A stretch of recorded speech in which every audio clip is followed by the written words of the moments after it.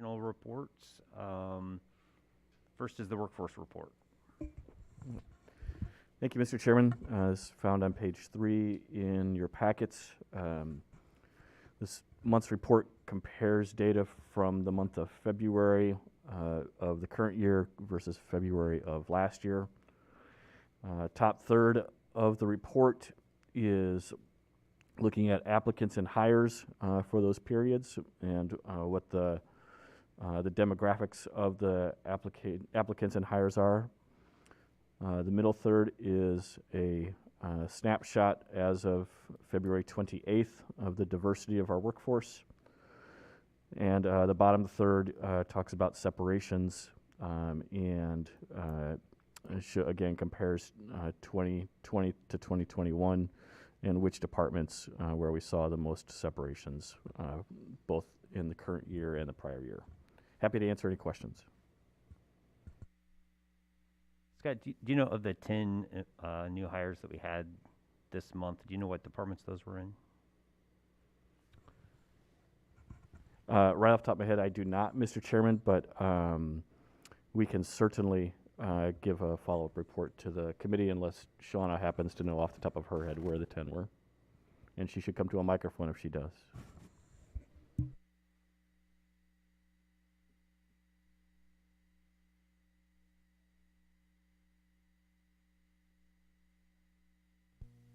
I know we had some turnover in IT, so there was an internal promotion, new hire. I think there was one at the sheriff's office and one at highway, but the other 7 I'll have to look at. Okay. Mr. Chairman, I actually do have more data thanks to Angela, who's watching the live stream while she's at home with a quarantine child. Thank you, Angela. Health Department, Circuit Clerk, JDC, and PCAPS. Okay. Any other questions? Okay, we'll move on to the next report. PCAPS. Hi, Becky. Hi. So you have my informational report. I don't have anything to add, but I'm happy to answer any questions. Any questions? No? All right. Next is a resolution involving Becky. It's the animal control contract with the Village of Norwood. Could I get a motion to put this on the floor, please? Thank you, Betty. Could I get a second?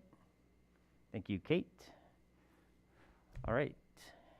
Go ahead, All right, Becky. this is the intergovernmental agreement for PCAPS to provide animal control services with the Village of Norwood. At the time that our contracts were, the rest of them, the other 14, went before the board, Norwood was not interested in a contract. They've since come back to us and asked to pick up a contract again.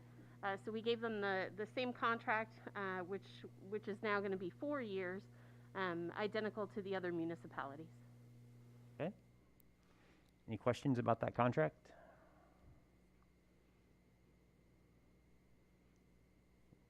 Okay, Kate.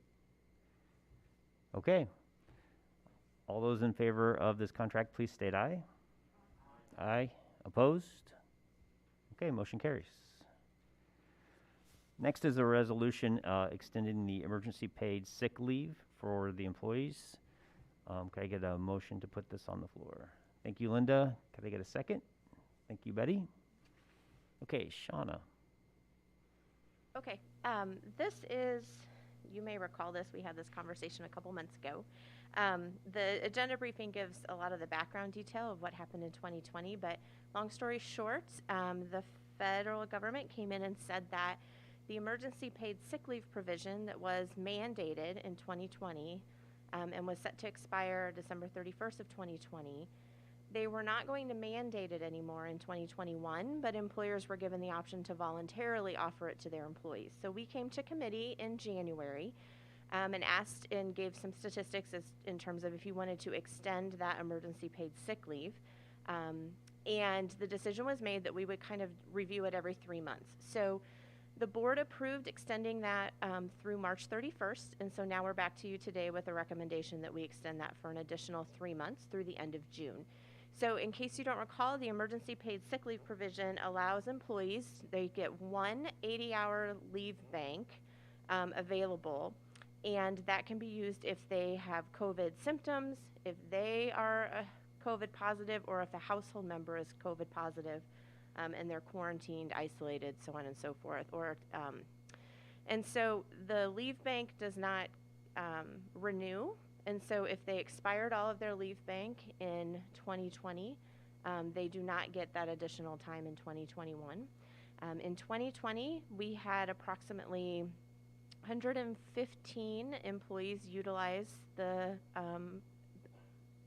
program at a cost of about $150,000. In the first 2.5 months, so from January until mid-March of 2021, we had about 50 employees utilize that at a cost of about $50,000. The main difference that we saw was in 2020, obviously, without a vaccine, those were being used for either symptoms or quarantines and isolations. And this year, what we're finding is about over half of those hours that were used by employees were really due to either maybe just not feeling very well the next day after their vaccine, if they're having some vaccine-related symptoms or issues. So it's really being taken like 1 or 2 days at a time as they recover from the first and second dose of their vaccine versus being quarantined for a whole 2-week period. So our recommendation as our employees continue to get vaccinated is that we extend this through the end of June. The feds just came out and said that they were going to extend the ability for employers to offer this through the end of September, but we just think we should look at it about an every 3-month basis moving forward. So I'm happy to answer any questions if you have any.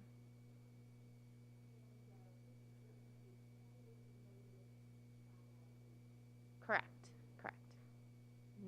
And there has to be documentation submitted to get it. And I believe we'll still have the same documentation turnaround time that we put on the prior one.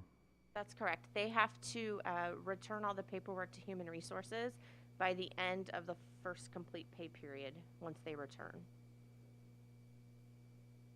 Yes, Kate? I'm just curious how many county employees have been vaccinated, or do we know that number?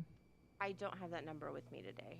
I don't know that. And then I was also wondering, at some point, are we requiring our county employees to be vaccinated? No, it's all voluntary. Voluntary. I'm just wondering how long, like if this is expiring at the end of June, like how many more employees would be vaccinated after that date and potentially having symptoms after that date? I mean, I know that's an unknown, but Yeah, right. And we'll have the option to reevaluate it in June Okay. to see if we extend it any further. There's a form that department heads and supervisors have to submit, and the employee has to submit the paperwork, and so we track how many people are using it and what they're using it for, whether it's post-vaccination or for a quarantine or isolation period. So when we can give an update at any time that you want, that's fine. Any other questions? Junior, any questions? Okay.